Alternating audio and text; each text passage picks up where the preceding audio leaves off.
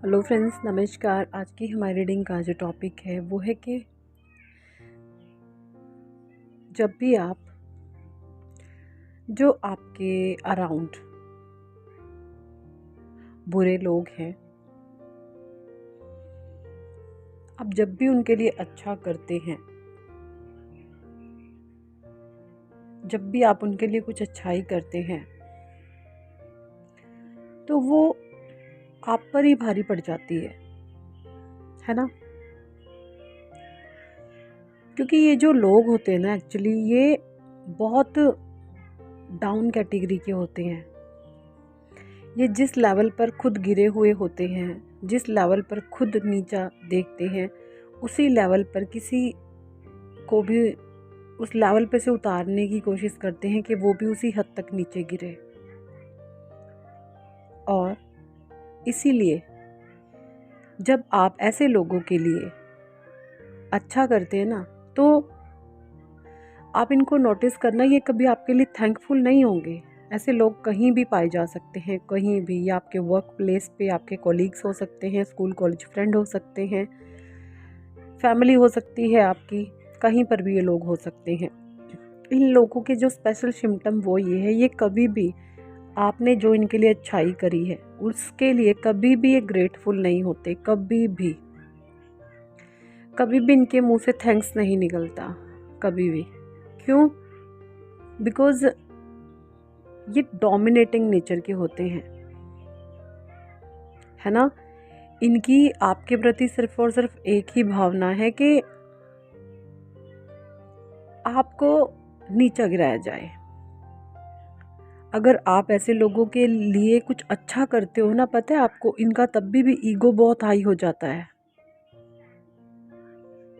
इनका ईगो इतना हाई है कि ये अच्छाइयों में बुराई ढूंढ लेते हैं बहुत आसानी से। कैसे?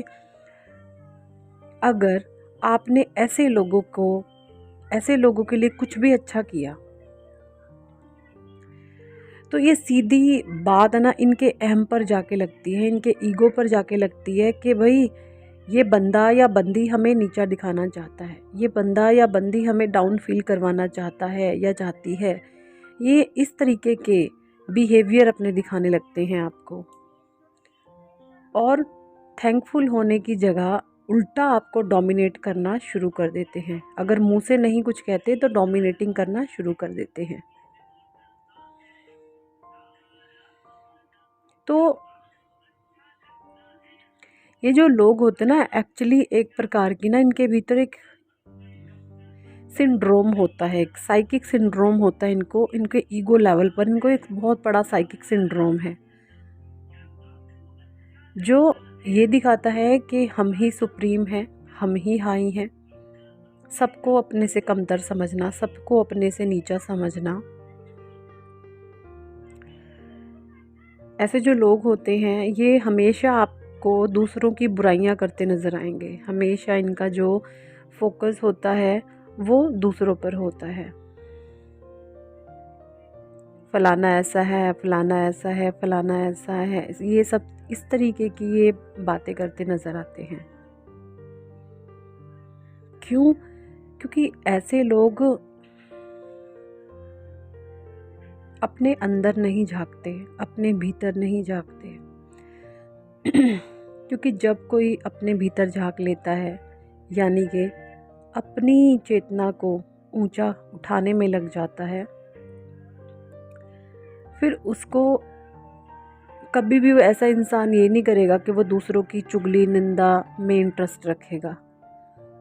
हाँ, वो बात अलग है, जब नेगेटिव या ईगोइस्टिक लोग आप पर अटैक करने की कोशिश करेंगे तो आप अटैक तो नहीं होने दोगे, उसको रोकोगे। तो आप जो भी करेंगे ना, नेगेटिव लोग मतलब इस तरीके की बातें करेंगे कि दूसरों को तो बहुत प्रवचन देता है और खुद क्या है, दूसरों को तो ऐसे प्रवचन देता है या देती है, खुद क्या है। इस तरीके की ये लोग बातें करते हुए मुझे बहुत नज़र आते हैं आपके लिए। इन लोगों का जीवन में सिर्फ एक ही मकसद होता है। जो लोग इनको अपने से ऊंचे दिखे ना, किसी भी तरीके से, बिहेवियर में, या उनकी हैबिट्स हो सकती हैं, उनकी आदतें हो सकती हैं। तो ये लोग बस, इनका एक ही फोकस होता है, एक ही टारगेट होता है कि उसको कैसे गिराया जाए, उसको कैसे नीचा गिराया जाए, है ना। ये इस तरीके के लोग होते हैं। देखिए, होते तो एक्चुअली बहुत ही बुरे हैं, बट फिर भी मन नहीं करता इनको बुरा बोलने का, है ना, क्योंकि हम स्पिरिचुअल सोल हैं। जैसा परमात्मा ने हमें हक नहीं दिया है इनको इस तरीके से बुरा बोलने का।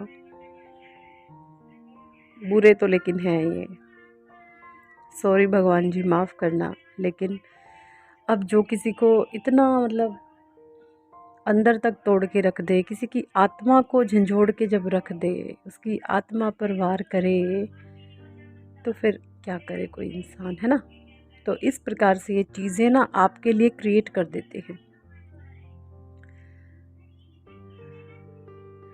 ये लोग बहुत ही मतलब चंट चालाक शातिर माइंडेड होते हैं, बहुत ज़्यादा, और भीतर से बिल्कुल खाली, बिल्कुल खाली होते हैं। मतलब हम इनका हर एक एक्शन है ना शोइंग होता है, हर एक एक्शन इनका शोइंग होता है। इन लोगों को ज़ोर ज़ोर से चिक्कम चिल्लियाँ मारना, ज़ोर ज़ोर से बोलना चिल्लाना बहुत पसंद होता है। क्यों? शोइंग ओरिएंटेड होते हैं ये, पर्सनालिटी इनकी शोइंग ओरिएंटेड होती है। इनको बस ये लगता है कि सिर्फ अपने आप को दिखाओ, जो भी ये कर रहे हैं उनको शो करो, भले ही कोई ना भी सुन रहा हो, पर इनको बोलना ऐसे ही पसंद होगा। मतलब लोगों का टेंशन हमारी तरफ आए, इस तरीके से ये लोग होते हैं। अपने हाव भाव से, अपने कर्मों से हमेशा ये लोग आपको गिराने की कोशिश करते हैं, आपको नीचा दिखाने की कोशिश करते हैं। और ऐसे लोगों की वजह से आप लाइफ में अपने आप को स्टक महसूस करने लग जाते हो, है ना। जब जब ये आप इनके साथ अच्छा करते हो तो ये सामने से जैसे अपने फन को खड़ा कर लेते हैं, इस तरीके से। जैसे आप तो सांप को दूध पिलाने गए और सांप फन उठा के खड़ा हो गया आपको डसने के लिए। ये इस तरीके के लोग होते हैं, है ना। तो भाई यहाँ पर आपको हाईली रेकमेंड है कि कोई ज़रूरत नहीं है आपको ऐसे सांप को दूध पिलाने की जो आप पर ही अटैक करेगा। बच के निकले इससे। और अगर आदत से आप भी मजबूर है, बार बार दूध पिलाने की आपको आदत है सांप को, तो पिलाए दूध। बार बार वो डसेगा और आपको स्टक करेगा लाइफ में। आप खुद अपने आप को स्टक कितना महसूस करोगे कि भाई जीवन तो बर्बाद हो गया, रुक गई लाइफ, तो आगे कैसे बढ़ा जाए। कई कई घंटों तक या मे बी दिनों तक भी आप नेगेटिविटी की गिरफ्त में आ जाते हो। इस तरीके से आपकी सिचुएशन बन जाती है, जैसा मैं देख पा रही हूँ, है ना।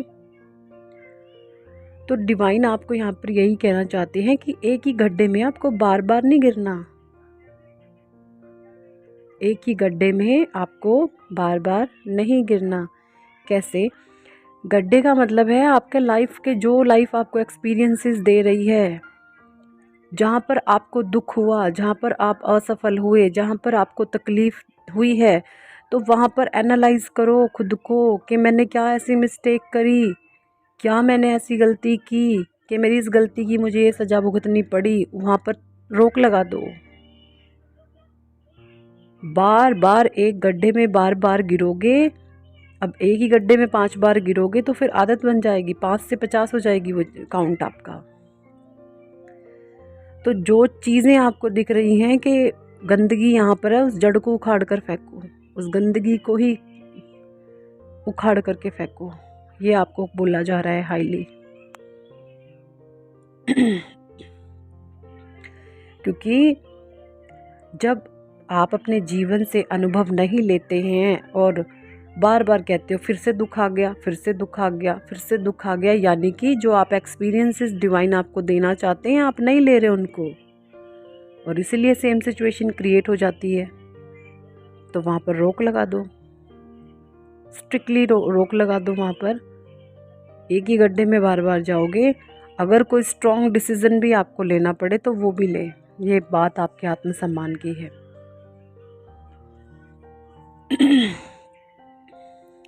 तो ये यहाँ पर मुझे गाइडेंस आई है आपके लिए।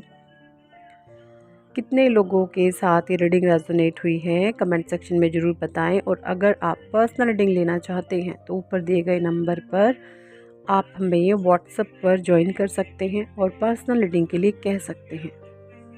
कॉल वहाँ पर ना करें, कॉल वहाँ पर नहीं उठाई जाती।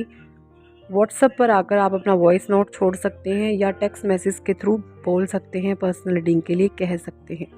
डिटेल आपको सेंड कर दी जाएगी। Thank for watching and listening my video.